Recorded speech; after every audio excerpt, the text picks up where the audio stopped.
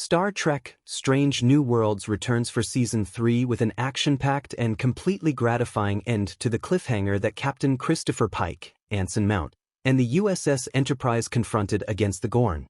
Star Trek: Strange New Worlds Season 3, Episode 1, Hegemony, Part 2, directed by Chris Fisher and written by Davy Perez based on a narrative by Henry Alonso Myers and Perez, finishes the threat of the Gorn, who had been the series' principal enemies since Season 1. By forcing the alien reptiles into sleep, Captain Pike guided the Starship Enterprise to victory over the Gorn in the face of overwhelming odds. Pike was informed by Ensign Uhura and Lieutenant Commander Una Chin Riley, Rebecca Romaine, on Nyota's finding that the double star in Gorn space, the secret homeworld of the Gorn hegemony, is linked to a cycle of activity and hibernation in Gorn behavior. To put it briefly, if the Enterprise could simulate the impact of a coronal mass ejection, CME, the Gorn might be forced into hibernation. By altering the deflector array and generating a magnetic field to attract solar energy from the twin stars to the Enterprise, Commander Pelia and Scotty informed Captain Pike that it would be feasible to transform the Enterprise into a CME. Scotty, of course, also cautioned Pike that the Enterprise might explode up, but Pike was comfortable with the odds and believed they could simply shut it off. In the end, Pike's risk paid off. The extraterrestrial reptiles returned to their homeworld after the Enterprise momentarily turned into a star and set off the Gorn's sleep cycle. Lieutenant Erica Ortegas, Melissa Navia, Lieutenant Lan Nuniansing, Christina Chong, Dr. Joseph Mbenga, Babs Alyasamakan, and Lieutenant Sam Kirk, Dan Janot, managed to escape from their captivity aboard the Gorn's destroyer ship and had to devise a plan to get back to the USS Enterprise.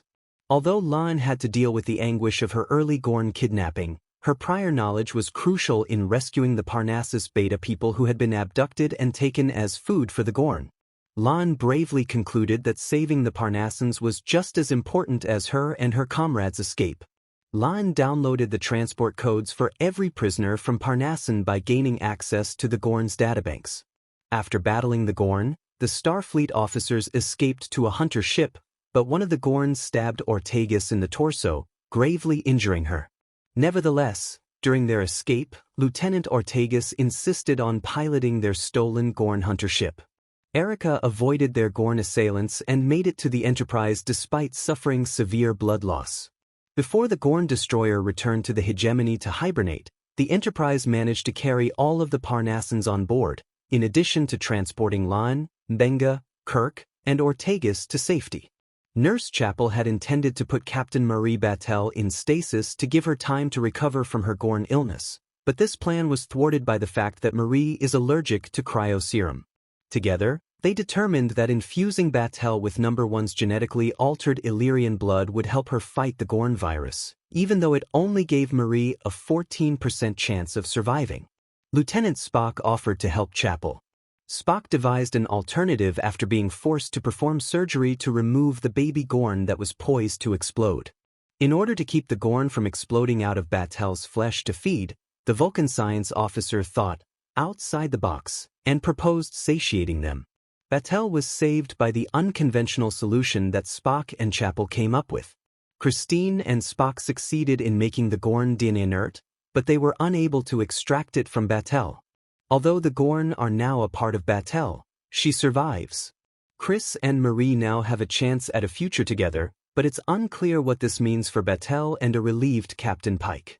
Commander Pelia had to assist Lieutenant Montgomery Scott in overcoming his trauma and self-doubt.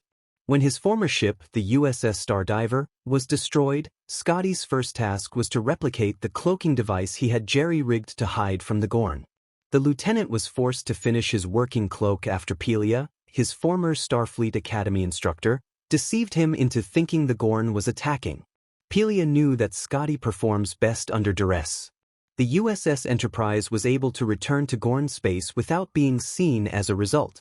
In part so that he might make amends to Nurse Chapel for how they ended their romance, Lieutenant Spock offered to assist her in saving Captain Battelle.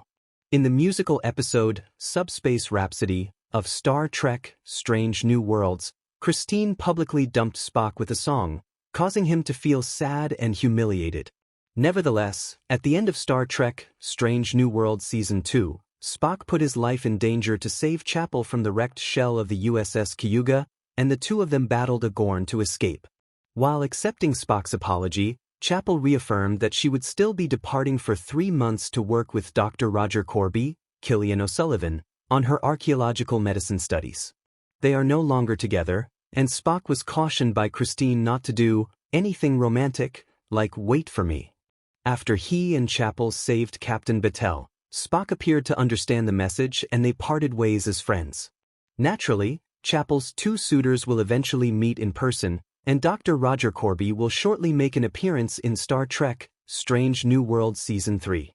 At the conclusion of the third season premiere of Star Trek: Strange New Worlds, Lieutenant Erica Ortegas was beamed straight into sickbay in a stable but critical state. Before being stabbed through the torso and losing a lot of blood, the Gorn tore apart Erica's right hand, causing her to suffer the most from her kidnapping. Lieutenant Ortegas has a lengthy path to physical and emotional recovery. The terrible irony of Lieutenant Ortegas's experience with the Gorn is that, in Star Trek: Strange New Worlds, Erica had long asked for a landing party assignment, and Parnassus Beta was her first excursion outside the USS Enterprise's bridge. Hopefully, Ortegas will recover and return to her duty as the sardonic hotshot pilot of the Enterprise. Though Beto Ortegas, Minor Lucan, Erica's younger brother, would be more interested in a romantic relationship with Uhura, their impending visit might lift her spirits. Please, subscribe to our channel.